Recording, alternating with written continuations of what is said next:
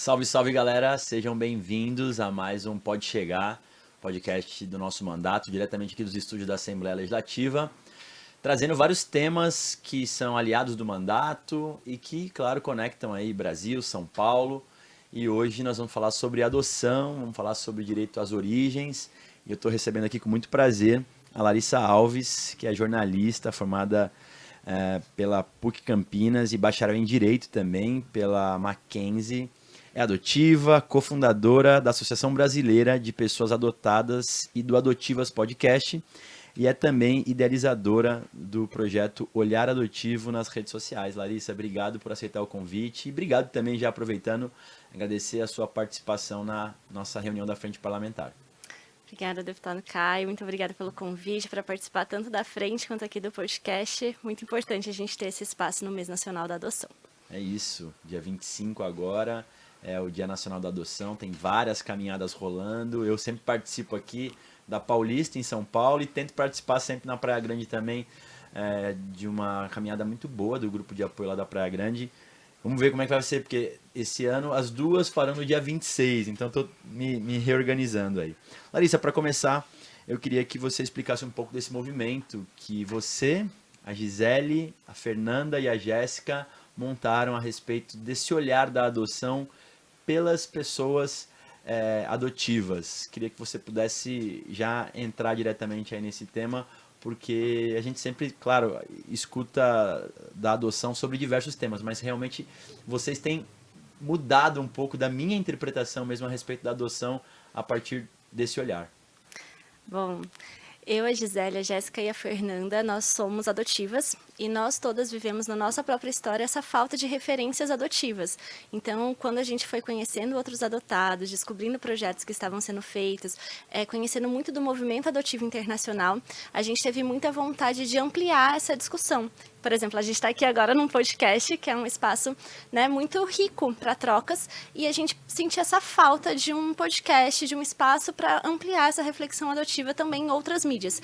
Está crescendo esse movimento de adotivos falando no Instagram, mas a gente sentia essa falta do podcast também para alcançar outros públicos, né? Porque a gente acha que o debate sobre adoção, ele é muito importante, sim, né, de estar presente na vida dos adotivos, das famílias por adoção, mas também da sociedade como um todo. Então a gente se juntou e falou, vamos fazer um podcast sobre adoção? E assim foi. E uma dúvida, como é que vocês se conheceram? Porque vocês, uma tá na Bahia, uma em Minas Gerais, você aqui, como é que vocês se conectaram? Eu conheci a Jéssica ao acaso, em 2019, eu fui estudar em Altamira, né, no Pará, e conheci ela num pós-expediente, num pós-projeto, numa mesa de bar. A gente conversando e daí aquela troca assim, nossa, você também é adotiva também? Ah, eu fui adotada por pais mais velhos, nossa, eu também. E a gente começou a trocar. E daí, desse papo, eu fiquei muito curiosa de entender, porque foi a primeira vez que eu tive uma troca mais aprofundada com o adotivo, de não ficar naquilo, ah, você também é adotado? Que legal.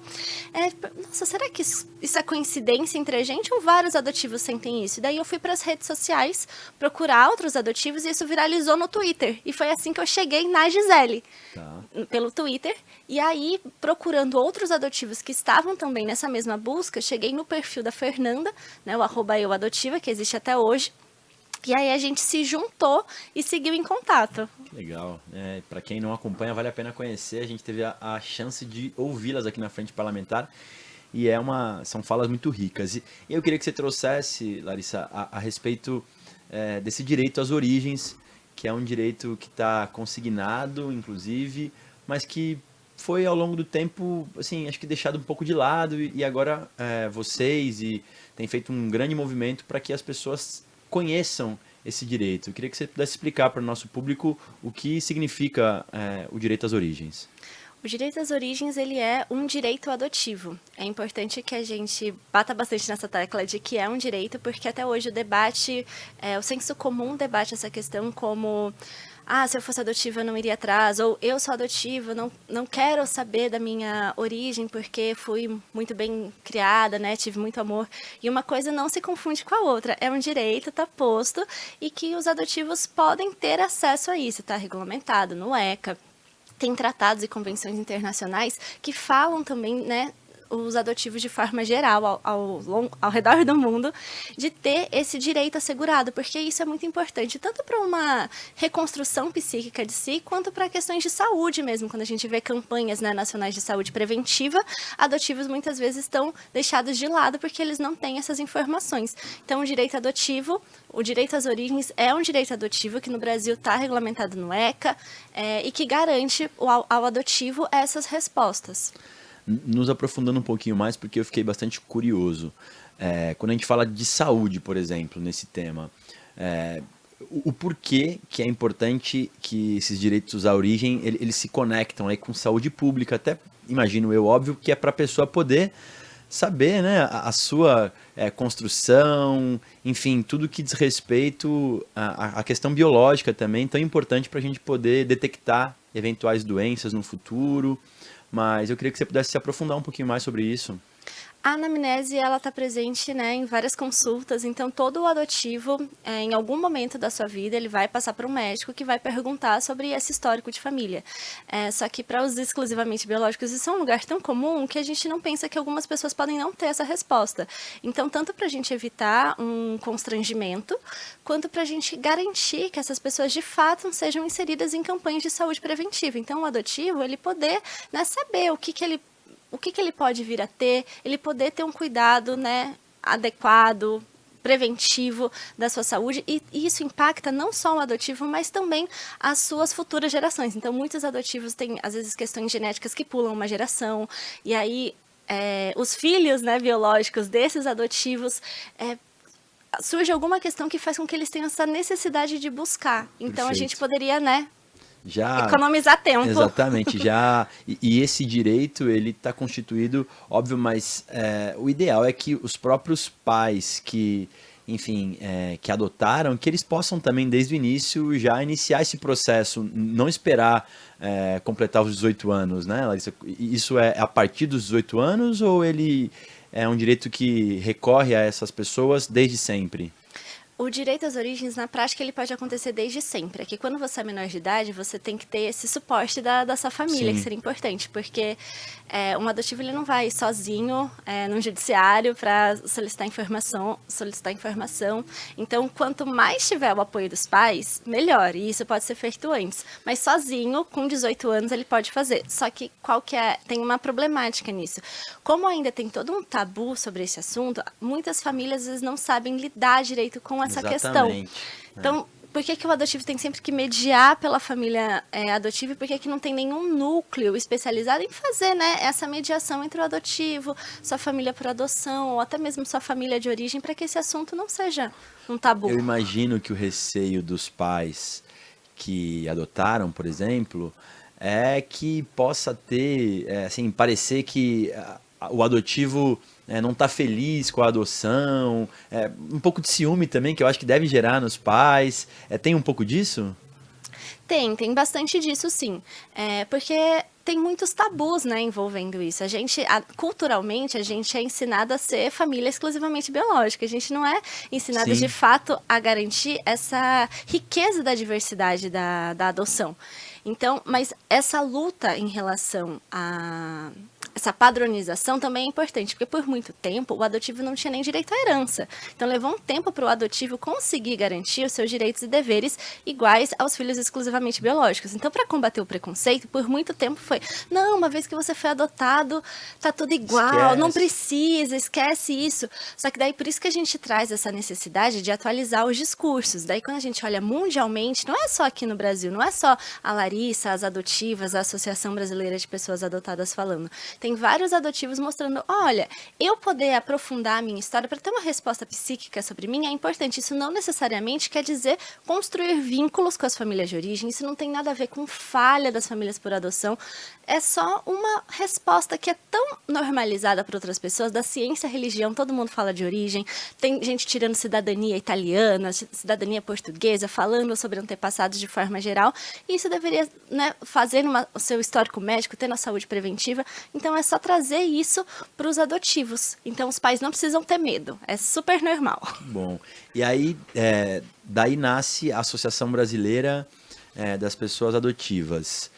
Vocês já estão constituídas enquanto entidade e vocês tem interação com outros estados da federação? Como é que funciona? Sim, a associação ela é formada por adotivos do Brasil todo e então a gente tem contato com vários núcleos, a gente tem contato com os grupos de apoio à adoção também, e a gente tem um trabalho, a gente tem um grupo de apoio para adotivos adultos, a gente trabalha com, não sei, aparece onde Sim, quer, sim. ali, a gente tem campanhas educativas, né, informativas sobre os direitos adotivos, e a gente tem seguido nesse trabalho assim. Existem grupos de apoio aos adotivos também? Ou vocês estão inaugurando essa formatação?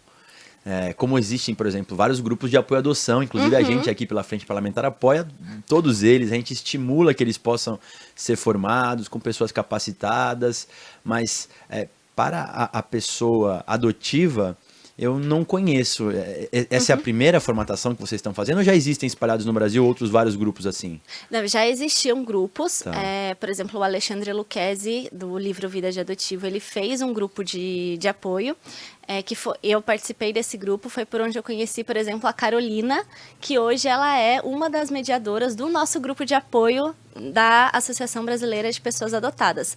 Tem um grupo aqui em São Paulo também, que era comandado por outra adotiva, em conexão com uma mãe por adoção, que é a Maria Bueno, e a Ana Cristina, e daí com a associação a gente expandiu também. A diferença é que no grupo de apoio da associação, a gente é só adotivos. Então, no grupo do Alexandre, era o Alexandre com uma psicóloga, que a gente adora, a Solange Diwana, que ela não é adotiva, e na associação é um grupo inteiro mediado por adotivos e só adotivos podem participar. E vocês, claro, além de informar, penso eu, e de poder melhorar essa narrativa em relação à adoção sob o prisma do adotivo, vocês também têm pautas do ponto de vista legislativo, em políticas públicas que vocês costumam poder enfrentar ou tentar desmistificar? A gente está com esses projetos em mente, a gente quer chamar, né, mais agências públicas, projetos de lei, estar em contato para que a gente possa ter essas transformações. Eu estou à disposição aí para super Por favor. apoiá-los, porque realmente para mim é um aprendizado constante aí poder conversar com esse universo da adoção tão rico. E tudo isso, Larissa, que a gente está falando, até porque acho que para boa parte da nossa audiência, com exceção aqueles que acompanham mais de perto esse processo de adoção, a adoção tem muito a ver com uma parte mais romântica, de que, ai, que bom, que lindo e tal, mas é um processo que envolve dor por parte daquelas crianças que, enfim, estão para serem adotadas e que foram adotadas, e também dúvidas em relação à família adotiva, em relação ao adotado. Essa romantização é preocupante para a adoção? A romantização ela é preocupante porque impede a gente de olhar as ambivalências. Eu acho que todas as relações são compostas por ambivalências e olhar para isso é que permite um aperfeiçoamento. Então, eu sempre brinco que a gente falar sobre maternidade real não impede ninguém de maternar. A gente só aprimora as relações, né?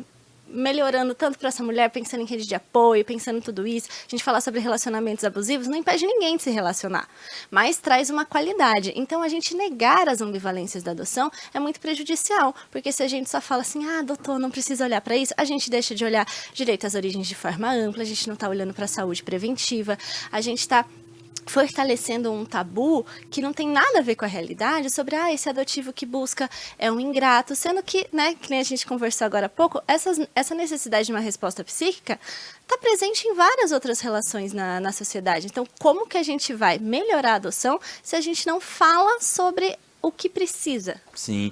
No judiciário, Larissa, que é um braço muito importante desse processo como um todo, as comarcas, os mais diversos juízes, servidores do judiciário, eles estão mais atualizados a respeito dos direitos dos adotivos ou também no judiciário ainda carece de mais uma atualização em relação a tudo isso?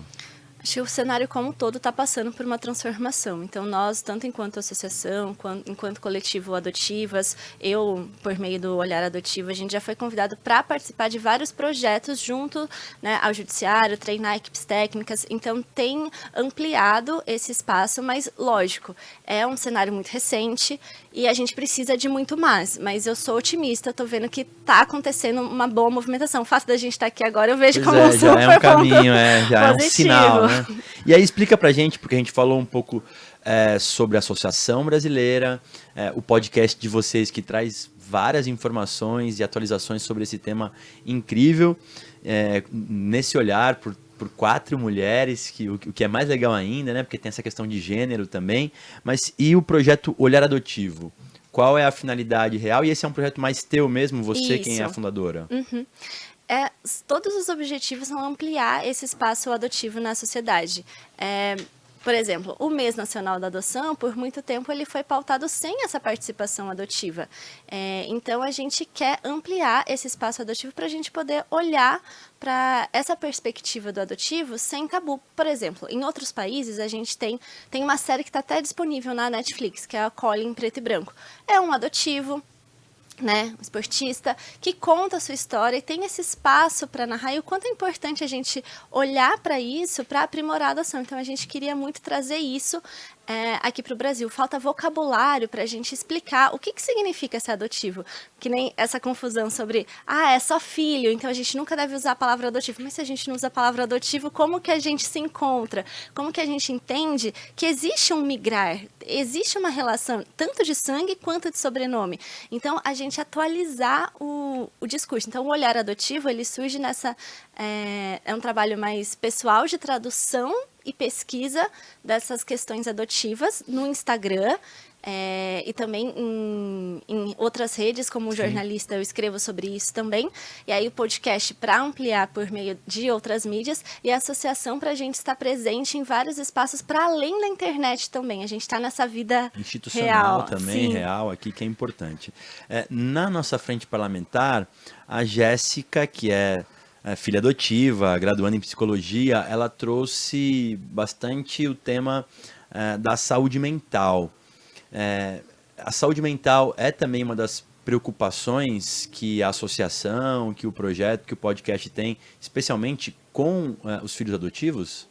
Com certeza, a saúde mental é um ponto bem importante desse debate adotivo, tanto porque esses estigmas, né, de ingratidão, o que é você não poder falar sobre a sua história, isso impacta muito a vida do adotivo. Então, às vezes a gente recebe mensagens assim, mas todo adotivo tem que querer pesquisar, é isso? Não, a gente quer que o adotivo tenha um espaço para poder lidar com a sua história, entendendo o seu emocional com profundidade. Então, se um adotivo não quer buscar a sua origem, tá tranquilo. Agora, se ele não está fazendo isso, e não confundir buscar a origem com ter contato, vinculação com a família de origem. Mas se ele está deixando de fazer isso, porque na verdade ele está com medo, porque ele sente que ele não pode. Talvez dos pais que adotaram, né? Então a gente quer tirar essas camadas, tanto de culpa, de medo, de tabu, e deixar o adotivo entendendo que ele tem direito, que ele existe de uma maneira que não é igual a dos filhos exclusivamente biológicos. Eu brinco com isso do exclusivamente, porque filho biológico todo mundo é. Exato. Então, ele entender que existem particularidades de uma vivência adotiva. O que significa você nascer em um lugar e precisar ir para o outro? O que significa você passar por um SAICA? O que significa você chegar a um novo convívio adolescente? O que significa você, né, experimentar uma adoção interracial? Ou você ser, né, um brasileiro que foi adotado internacionalmente e depois você voltar a se relacionar com esse país? O que isso significa? Então, a gente poder ter esse espaço sem tabu para as emoções adotivas.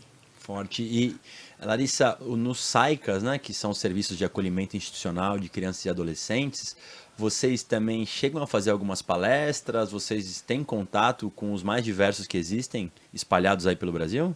Sim, a gente já teve convites, né, para falar com as equipes técnicas do SAICAS, falando sobre essa importância, né, do registro da história das crianças, desse acolhimento, porque muitas crianças que passam por esse reabandono, né, porque a gente não gosta muito desse termo devolução, porque parece que o adotivo é um produto, né? E não, essa pessoa nem chega a ser um adotivo, né? Como nominar a pessoa que não chegou a ser adotada, que passou pelas devoluções, Que pelos voltou para a família de reabandonos. origem, para Não, biológica, voltou não? para o SAICA. Quando Voltou pro você, SAICA. né, tem uma tentativa frustrada de adoção e você tem que Nossa. retornar para aquele SAICA. Então, como que essa equipe técnica pode apoiar esse processo desse adolescente ou dessa criança, né? Então, como que a gente garante que todos os SAICAs do Brasil inteiro tenham um cuidado psicológico adequado para acolher todas essas questões? A gente conversa bastante com diretores de SAICA, sejam de forma direta pelas prefeituras ou indiretas através de entidades, e a gente percebe também que há uma diversidade de qualidade, de condições, né? Existem SAICAs e SAICAs. A nossa ideia aqui, inclusive a gente tem aqui um edital de emendas que a gente fomenta para poder financiar todo esse universo de adoção, seja com grupos de apoio, seja com serviços de SAICA diretos e indiretos. Então a gente reconhece realmente que é uma diferença muito grande. Sobre essa formação de rede de proteção, garantia de direitos de crianças e adolescentes, como é que vocês conseguem olhar para isso e perceber que deu certo essa rede de apoio? É possível vocês conseguirem ter essa noção? Olha, esse é um caminho que está dando certo. Existe algum projeto específico em algum lugar que vocês consideram bastante exitoso nessa rede? Olha, é um cenário bastante em transformação. Eu preciso conhecer outros projetos, mas dentro do que, por exemplo, a Fernanda Tuna traz como conselheira tutelar. Ela vê que quando a gente consegue, né, acionar todas as redes, a gente consegue enxergar as necessidades sociais, por exemplo, da família de origem, quando a gente consegue garantir que essa equipe técnica de um SAICA esteja preparada, quando a gente consegue, né, ter uma qualificação dos pretendentes à adoção, a gente cuidar de cada uma dessas etapas com mais referências, isso é melhor. Mas a gente ainda precisa construir, porque uma das coisas que eu trouxe na frente é um estudo sobre as maternidades nas ruas de São Paulo. Tá. E era importante, por exemplo, que tivesse essa rede intersetorial nas maternidades, mas estava lá um dado mostrando que essa rede não existia. Então, por que não está existindo essa rede? Então, são várias frentes que a gente precisa chamar a atenção. Então, o que está faltando da rede intersetorial aqui? O que a gente precisa aprimorar no SAICA aqui? Então, a gente falou bastante dessa padronização dos preparos dos pretendentes, que a gente vê que quando você tem um preparo melhor, isso impacta lá na frente, diminui os índices de reabandono. Mas a gente precisa dessa padronização dos preparos das equipes técnicas também. Então, são várias coisas que precisam ser feitas, mas, por exemplo, o trabalho do Instituto Fazendo História, de registrar as histórias das crianças. Isso é um recorte muito interessante de garantia da biografia. Quando tem essa qualificação da equipe técnica, que a gente, enquanto coletivo, enquanto associação, já foi convidadas para trazer essa atualização, né, aos profissionais, ao poder público, sobre perspectiva adotiva, já é um ganho. Esse processo dos grupos de apoio à adoção, ou seja, aqueles profissionais que de forma voluntária estão ali preparando os pais que pretendem adotar. O direito às origens já está inserido nesse contexto de preparação para os pais, porque eu penso que seria talvez ali um momento crucial para que os pais que pretendem, né, e estão no processo de adoção, entrar no Sistema Nacional de Adoção, para que eles possam conhecer esse direito de quem será adotado. Isso já existe? Vocês também participam desses grupos de apoio? A gente não participa diretamente dos grupos de apoio, mas a gente tem parcerias com grupos de apoio aos pais e pretendentes. A gente tem um projeto de tentar desenhar uma padronização mínima, né, de como seria, o que da perspectiva adotiva seria importante ter nesse preparo aos pais e pretendentes. Mas o que acontece? Nos grupos, são muitos grupos de apoio, Sim. São mais de 200 grupos de apoio, e por enquanto só uma associação de pessoas adotivas. Para a gente fiscalizar cada iniciativa individual e saber se lá de fato está tendo direito às origens, é mais difícil. Às vezes tem umas que o processo de habilitação passa por aulas online, por vídeos online. E como que você garante que a pessoa de fato estava lá prestando atenção atenta naquele assunto? Né? Ou, você precisa participar de 3 reuniões. Daí a pessoa participou de 3, mas não exatamente daquela sobre direito às origens.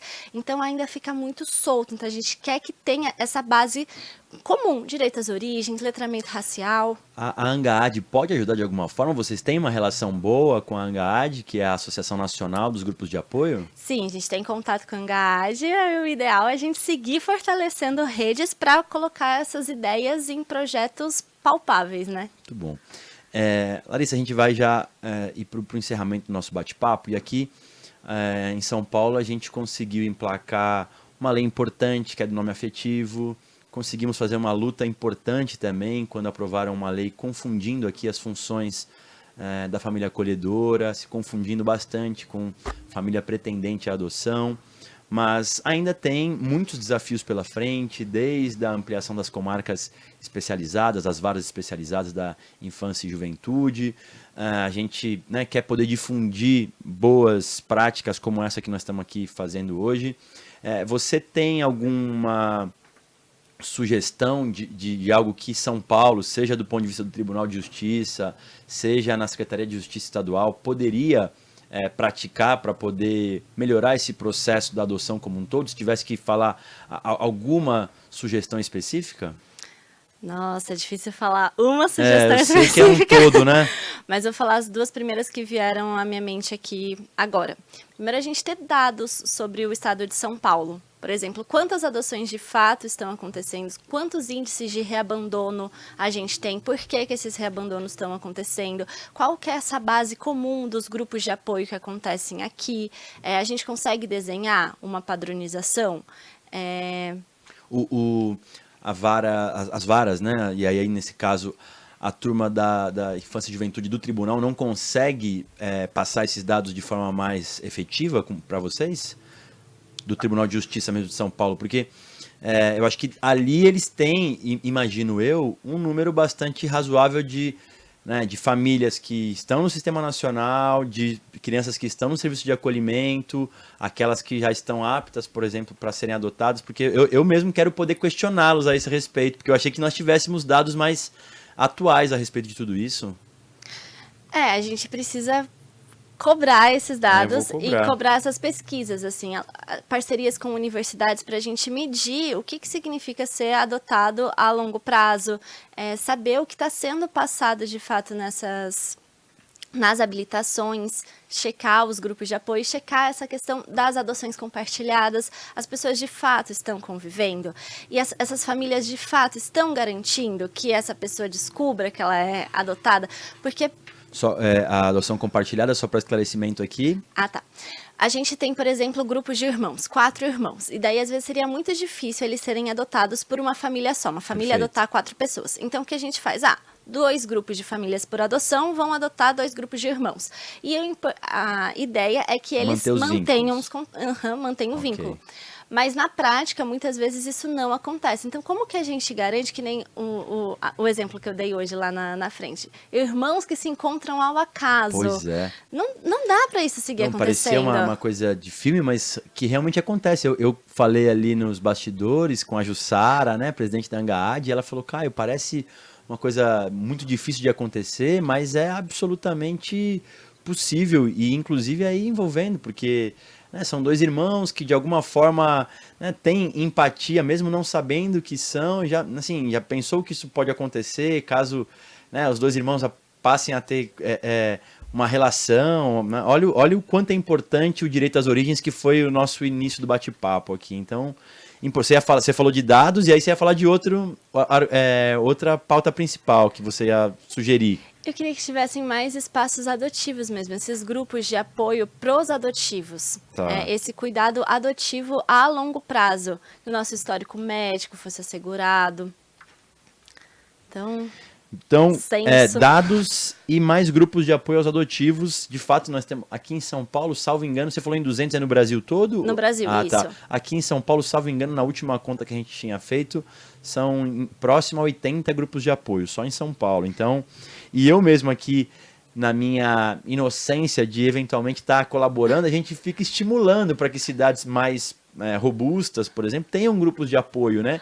E assim, agora, com essa fala a partir da frente parlamentar, eu também passo a enxergar esse processo no olhar do adotivo, né? Falar, tudo bem, hein? São importantes grupos de apoio, desde que tenham bastante preparo para isso.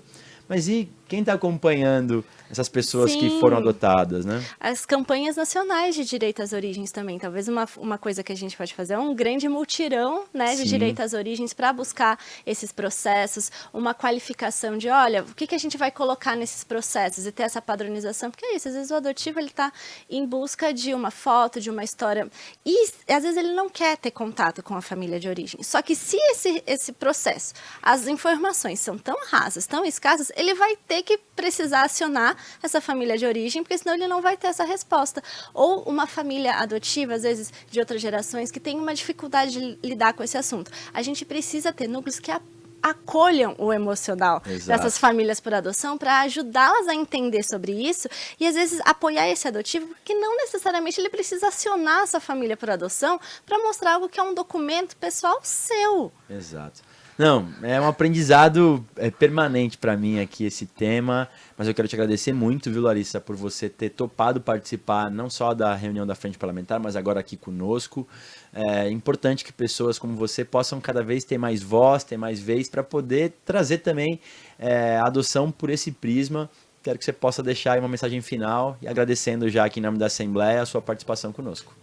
Queria agradecer mais uma vez o convite, ter essa perspectiva adotiva no mês nacional da adoção é muito importante e destacar assim duas frentes de trabalho para a gente ter, que uma é esse cuidado com as novas gerações dos adotivos, né? Então que a gente possa, né, cuidar do que vai nesse processo de adoção, realmente combater a adoção ilegal, porque a adoção ilegal ela não garante o direito às origens ao adotivo, ela coloca crianças e adolescentes muitas vezes em situações de trabalhos análogos à escravidão, coloca na rota de tráfico de crianças. Então é muito importante a gente ter uma fiscalização disso, a gente, né, padronizar esse preparo, falar de direito às origens, falar de letramento racial, mas a gente também precisa ter um olhar para quem já foi adotado, os adotados adultos de outra geração, que são pessoas que precisam, né, entender os impactos da adoção na própria história, falar sobre, nossa, eu nunca pude falar sobre o que foi crescer numa família branca, eu nunca pude falar sobre tal e tal assunto, eu tenho uma questão genética, eu não tenho tal e tal resposta. Então, para a gente poder amparar esse núcleo de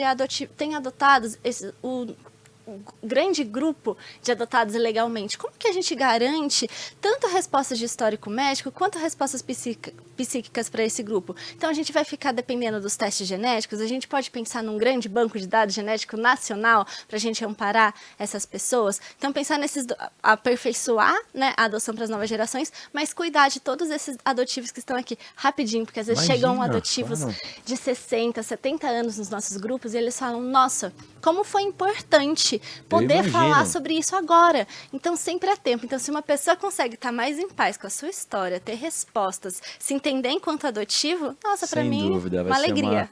Uma vida muito melhor. Que bom te ouvir, Larissa. Muito obrigado aqui pela participação. Como disse, esse universo da adoção, para mim, é sempre um aprendizado permanente. E aí te ouvir abre mais a minha mente aqui a respeito desse tema tão importante. Seja sempre muito, muito bem-vindo aqui em São Paulo. Leve um abração aí para as 3 parceiras que estão junto contigo nesses projetos todos do Adotivas. Eu espero que vocês tenham gostado também desse nosso bate-papo. Fiquem aí que na sequência a gente vem com novidades. Um abração, valeu!